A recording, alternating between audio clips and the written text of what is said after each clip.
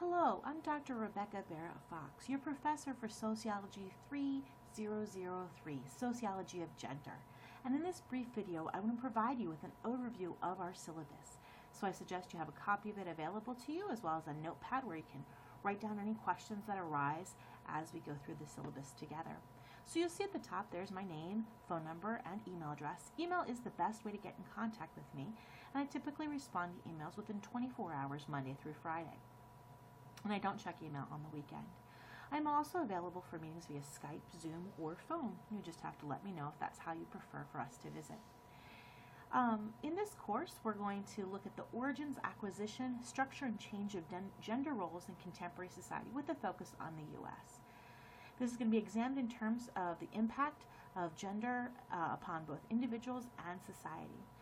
The purpose of the course is to introduce you to concepts and findings in the sociology of gender, focusing on the social construction of gender, gender diversity, and gender inequality. The goal is that all students will be able to engage confidently and critically with issues of gender in their personal, professional, and civic lives, and that you'll learn the skills necessary to find research-based answers to questions about sex and gender in the U.S. today. I'll know if you've achieved this goal if you're able to successfully demonstrate the following student learning outcomes in the following ways. You'll be able to describe social inequality as it relates to gender as assessed in the quizzes. Explain the concept of the social construction of gender as it relates to gender, as it's also assessed on our final project, a photo essay that I'll describe in a little bit. And you'll identify real-life examples of the social construction of gender, again, as you identify them on our final project, that photo essay. Well, for the course, we have an open access textbook. If you have a digital copy of your syllabus open and you click on this blue link, it'll take you right there. You'll also find it linked in the actual Blackboard site. It's from 2017, so a pretty recent book, and it's called The Introduction to Women, Gender, and Sexuality Studies. You'll be reading about 30 pages per week out of this book. You'll also find that embedded in the book are short videos, 2 to 5 minutes long, sometimes even shorter than that illustrate key concepts. I also this semester want you to watch the film The Mask You Live In. If you have Netflix, it's available there currently, but you can stream it other places as well, and many libraries have a copy of it, including the Arkansas State Library, State University Library. So it's very likely even your local library will have a copy of this documentary, as it's a pretty popular film. I will say it's a film that's pretty intense. It talks a lot about violence, and so I don't think it's appropriate for viewers under 14. And if you do watch it with younger kids, children, teenagers in your home, just be prepared to ask tough questions that they might have about what you view. Of course, you'll need access to Blackboard and Microsoft Office.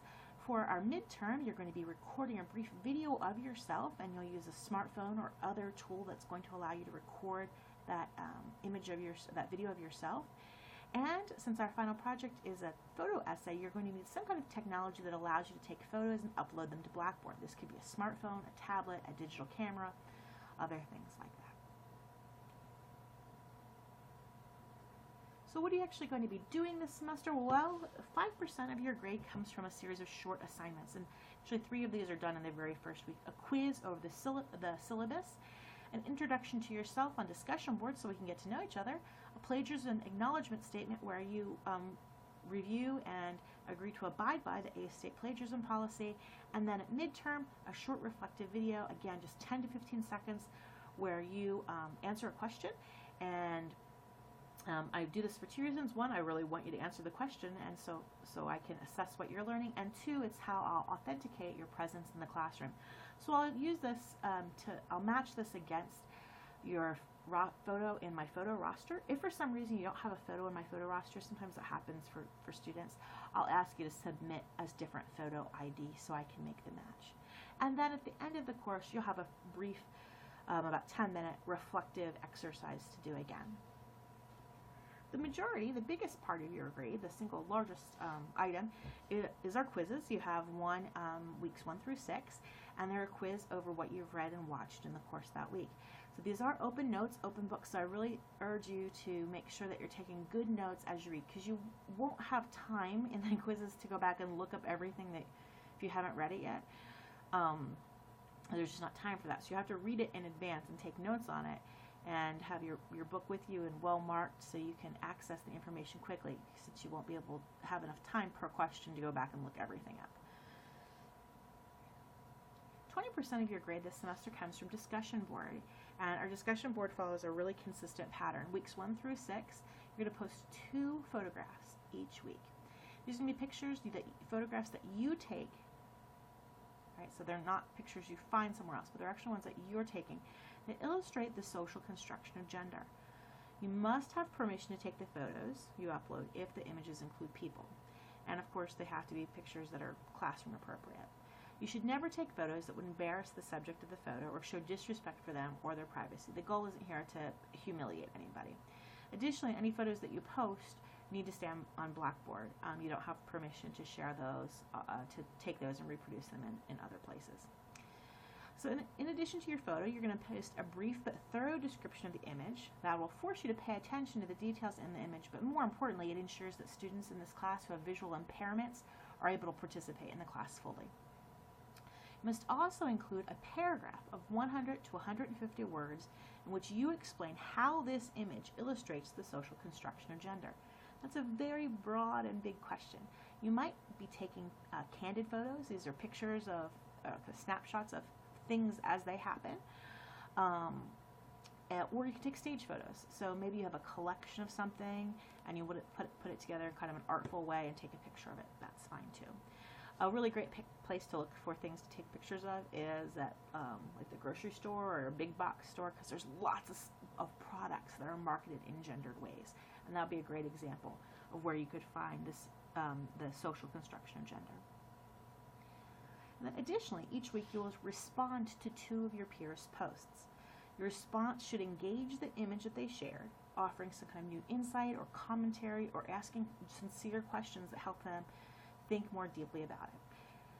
So that's 4 posts per week. They're all going to be due on Sundays, but I encourage you maybe to get started on them earlier in the week. So otherwise, if you don't put your pictures up earlier in the week, people won't have time to respond to them. And you're going to want to get their responses, because the last part of your grade is the photo essay, and that builds on these discussion board posts. So you want to have a lot of good thinking done before we get to the photo essay. So for the photo essay, you're going to have, by now you'll have posted 12 photos in weeks 1 through 6. You're going to choose 5 images. They can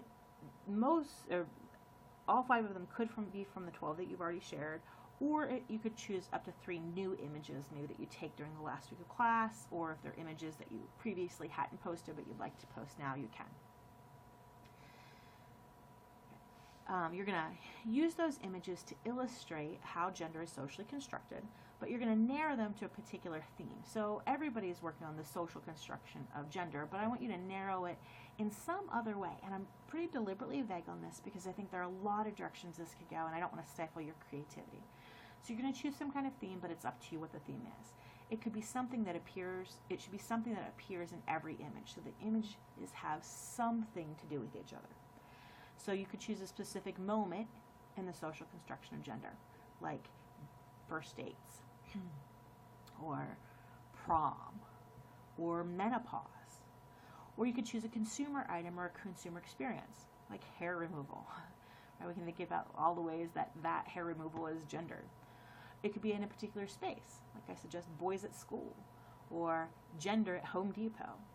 It could be some kind of ritual, like the gender reveal party and baby shower. Very, very open-ended, but it has to be something that these images have in common. You'll write a brief introduction to the topic, explaining why you chose it. And then for each image, you're going to offer, again, a brief description. By now you might have narrowed it down a little bit, focusing on the details that are really important for understanding the thing that you're trying to illustrate. Then you're going to offer a brief analysis per image that explains how the image illustrates the social construction of gender. You'll submit your work as a Microsoft Word document with the photos embedded in each page. So the text and the image will be on each page. So it's probably going to be like a 1-page introduction and then a picture with a paragraph or 2 below it, picture and a paragraph or 2 below it, picture and a paragraph or 2 below it. So probably 6 to maybe 8 pages, with about half of each page being an image.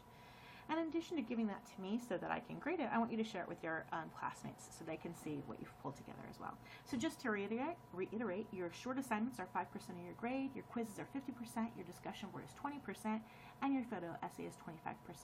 I'm going to use a very standard grading scale here, where grades in the 90s are A's, and the 80s are B's, and the 70s are C's, and the 60s are D's, and below a 60% is an F, with a little bit of leeway, right, for those borderline grades.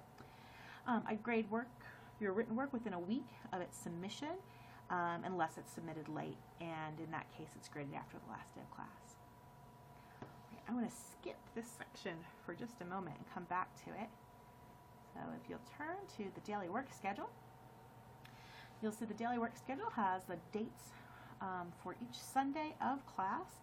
We do have fall break and Thanksgiving during our semester together. So since work is due on a Sunday, fall break is technically just Monday through Friday, but I think it'd be pretty cruel not to give you a week off when everybody else is taking Thanksgiving off.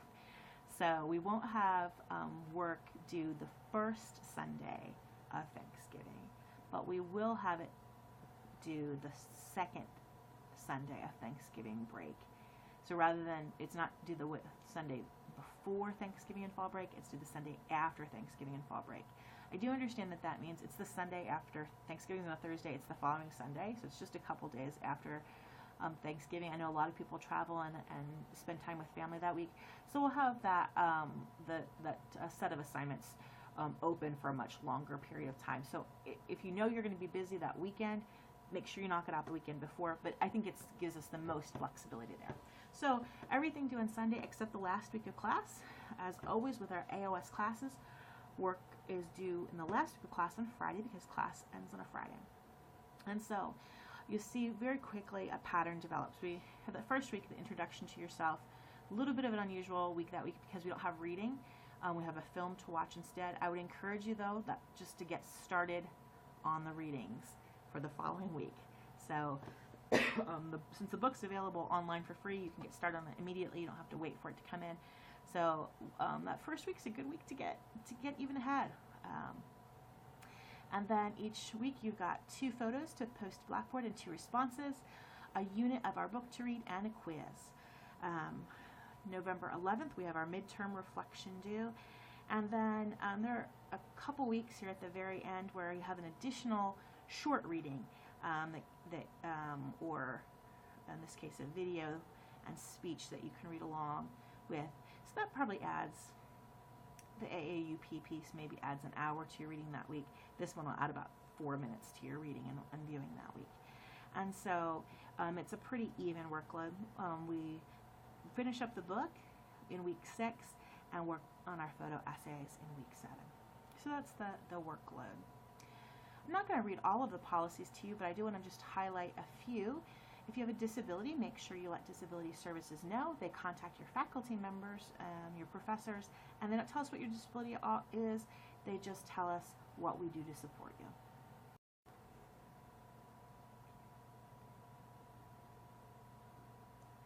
Late work, if you turn in work late, it's not graded until after the last day of class and it receives no more than 50% credit. I do that so that you don't get a 0 for a missing assignment, but it also keeps the pressure on you not to turn in work late frequently. Since all work for this class is available in advance, extensions would be extremely rare, and there's no extra credit.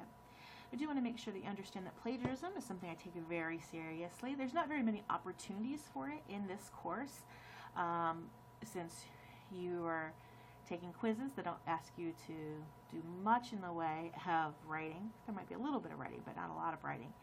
And since you're taking original photos, you really should be writing original words about them. So I'm hoping that this shouldn't be a problem, but I do want you to understand that if you do plagiarize in this class, it can result in failure for the assignment, failure for the course, expulsion from the program, and expulsion from the university. So take that very seriously, please. This is a reading intensive course. And if you're struggling to complete the assigned work in a timely way in 18 hours, if you're working more than 18 hours a week in this class and you're not getting your work done, let me know so I can give you some pointers on maybe being a little bit more efficient about your approach to work.